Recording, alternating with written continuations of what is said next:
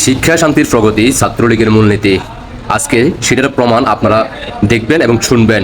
তার কথাগুলো মনোযোগ সহকারে শোনেন। তিনি কি বলেন? ৭১-এ বঙ্গবন্ধুর মানে আওয়ামী লীগের কোনো অবদান নাই, বিএনপির অবদান আছে। আবার ২৪-এ নাকি তারা ট্রফি নিয়ে নিছে। তো ২৪-এ তো আওয়ামী লীগের পতন হয়েছে, ধরে নিলাম এটা ট্রফি তো তোমরা, হ্যাঁ, কিন্তু তোমরা বলতেছ ১৯৭১-এর অবদান নাই, ৭০-এর অবদান নাই, ৬৯-এর অবদান নাই, ৪৭-এর অবদান নাই। আচ্ছা, বিএনপির সকল কিছুর অবদান আছে। হ্যাঁ, বিএনপি জন্ম হয়েছে কয় তারিখে এটা কি তুমি জানো? কথাগুলো মনোযোগ সহ। আওয়ামী লীগ ৭১ বলতে পারবে, ৯০ বলতে পারবে, জুলাই আগস্টের ট্রফি কিন্তু তাদের ঘরে নাই। আজকে বিরোধী দলের বন্ধুরা জুলাই আগস্ট বলতে পারবে, ৭১ এবং ৯০ এর ট্রফি কিন্তু তাদের ঘরে নাই।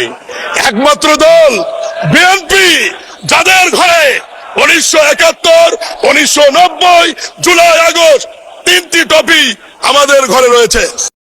কি শুনলেন তো? আচ্ছা, একবারে সাধারণ একজন যে মানে শিক্ষার্থী ভাই বোনদের দৃষ্টি আকর্ষণ করে বলতে চাই যে কখনো মানে কোনো স্কুল মাদ্রাসার পিছন দিয়েও যায় নাই, সেও ভালো করে জানে বিএনপির জন্ম কত সালে এবং কখন হয়েছে, কিভাবে হয়েছে। অস্ত্রের মুখে বিএনপি জন্মগ্রহণ করে।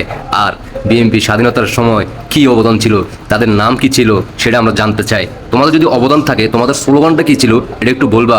আওয়ামী লীগের তো জয় বাংলা ছিল, মুক্তিযোদ্ধাদের জয় বাংলা স্লোগান ছিল। যারা বাংলাদেশকে ধারণ করে, যারা বাংলাদেশকে স্বাধীনভাবে দেখতে চাইছিল, তারা তো জয় বাংলা বলে স্লোগান দিয়েছিল। তখন ঝাঁপিয়ে পড়ছিল পাকিস্তানি হানাদার বাহিনী শত্রুদের উপরে, বাংলাদেশকে রক্ষা করছে। তো তোমাদের অবদানটা কি, মানে কিভাবে তোমাদের অবদানটা তোমরা প্রকাশ করতেছো, বারবার দাবি করতেছো? তোমাদের জন্ম যদি ৭১-এর পূর্বে হয়ে থাকে, ৭০-এর পূর্বে হয়ে থাকে, ৬৯-এর পূর্বে হয়ে থাকে, ৪৭-এর পূর্বে হয়ে থাকে, তো তোমাদের স্লোগানটা কি সেটা কি আমাদেরকে একটু বলবেন কি?